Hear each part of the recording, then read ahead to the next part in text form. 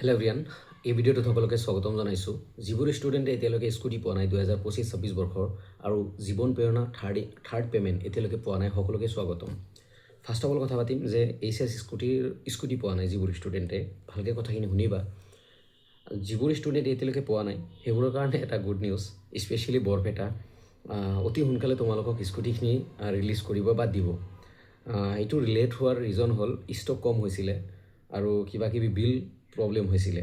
কিন্তু মই আজি ফোন কৰিছিলোঁ অলপ আগত ভিডিঅ'টো বনোৱাৰ আগত যে এজন মেনেজাৰক যে দাদা কি হৈছে যে এতিয়ালৈকে আপোনালোকে ভৱানীপুৰ, বৰপেটা, MC কলেজৰ বহুত ষ্টুডেণ্টক স্কুটি এতিয়ালৈকে প্ৰদান কৰা নাই বা আদাৰ ডিষ্ট্ৰিক্টত বহুত ষ্টুডেণ্টে এতিয়ালৈকে পোৱা নাই, কি প্ৰব্লেমটো কি? চ' দাদাজনে জনালে যে ষ্টক কম হৈছিল, মানে ষ্টক মিনছ স্কুটি কম হৈছিল। যিখিনি ষ্টুডেণ্ট আছিলে একচুৱেলি 11,000 ছামথিং ষ্টুডেণ্ট আছিলে, স্কুটি আহিছিল 9,000। সেইকাৰণে এটা সময়ত কি কৰিলে যে আধা স্কুটি দি ৰখাই দিছিলে আৰু এতিয়া এগেইন উইথিন 1 উইক বা 1 উইক ধৰি লোৱা নেক্সট সপ্তাহত আমি আমাৰ পৰা ক্লিয়াৰ কৰিম। আৰু আদাৰ ডিষ্ট্ৰিক্ট যিখিনি, এইটো হ'ল বৰপেটাৰ কথা, যে বৰপেটাত অহা সপ্তাহত ভৱানীপুৰ হওক, MC কলেজ হওক বা আদাৰ বৰপেটা হওক, BS কলেজ হওক, যিখিনি ষ্টুডেণ্টক দিবলগীয়া দি দিব, অলৰেডি ৰেডি কৰি আছে বা RC ইঞ্চুৰেঞ্চৰ কাম কৰি আছে। এতিয়া আদাৰ ডিষ্ট্ৰিক্টৰ কথাখিনি হ'ল যে যেনেকৈ ষ্টক কম হৈছিল, 11,000 ছামথিং ষ্টুডেণ্ট আছিলে বাট আহিছিলে 9,000।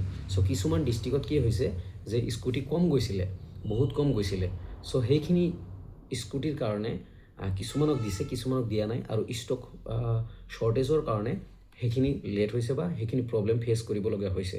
চ' অতি সোনকালে সেইখিনিও আহি আছে আৰু অতি সোনকালে দিব বুলি জনালে, যে আদাৰ ডিষ্ট্ৰিক্টতো অতি সোনকালে দি দিব, এইখিনি কথা জনালে। চ' স্কুটি ৰিগাৰ্ডিং বস্তুখিনি গ'ল। তথাপিও মই ৰিকুৱেষ্ট কৰিম তোমালোকে যিমান ষ্টুডেণ্টে পোৱা নাই ফেচবুকত লিখা আৰু লগতে হেছটেগ হিমন্ত বিশ্ব শৰ্মা ছাৰ আৰু ৰণোজ পেগুৰ ছাৰক টেগ কৰা।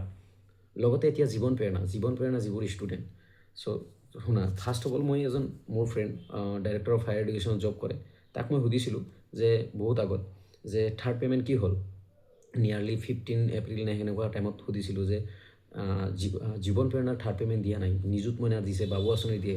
সি কৈছিলে নেক্সট উইকত দিব লাগে, কিন্তু এতিয়ালৈকে কোনো দিয়া নাই।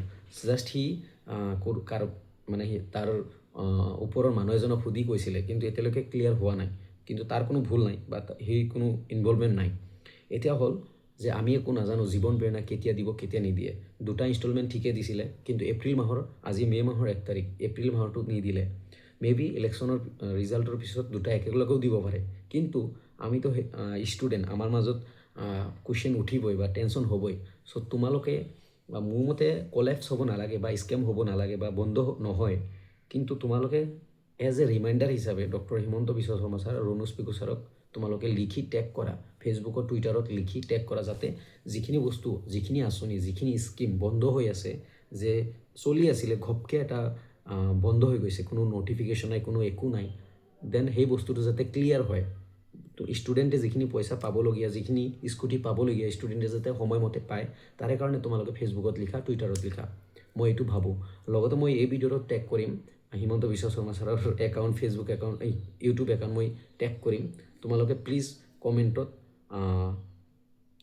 জনাব পাৰা বা কমেণ্টত টেগ কৰিব পাৰা হিমন্ত বিশ্ব শৰ্মা ছাৰক। চ' এইখিনি আছিল আপডেট, মই দিবলৈ চেষ্টা কৰিছোঁ। চ' স্কুটি ৰিগাৰ্ডিং অলপ ধৈৰ্য ৰাখা, পাই যাবা বুলি ক'লে, আৰু জীৱন প্ৰেৰণাৰ কথা একো নাজানো। চ' সেইকাৰণে তোমালোকে বেছিকৈ লিখা, টেগ কৰা, যাতে তোমালোকৰ এই প্ৰব্লেম চলিউশ্যন হয়। আৰু নাইবা ষ্টুডেণ্ট মিলি যিমান ষ্টুডেণ্টে পোৱা নাই, তোমালোকে এটা প্ৰেছ মিট দিয়া, যাতে হিমন্ত বিশ্ব শৰ্মাৰ প্ৰেছ মিটৰ থ্ৰু দি হিমন্ত বিশ্ব শৰ্মা ছাৰ আৰু ৰণোজ পেগু ছাৰক জনাবলৈ চেষ্টা কৰা যে তোমালোকে পে'মেণ্ট পোৱা নাই, কি হৈছে, আমাক নিদিয়ে নেকি পে'মেণ্ট, 100% কিবা নহয় কিবা একশ্যন হ'ব। Thank you everyone. ভিডিঅ'টো ভাল লাগিলে লাইক, কমেণ্ট, শ্বেয়াৰ কৰিবা আৰু ফ্ৰেণ্ডছবোৰক শ্বেয়াৰ কৰিবা, যাতে এইখিনি কথা চবেই গম পায় আৰু ষ্টেপটো লয়। Thank U.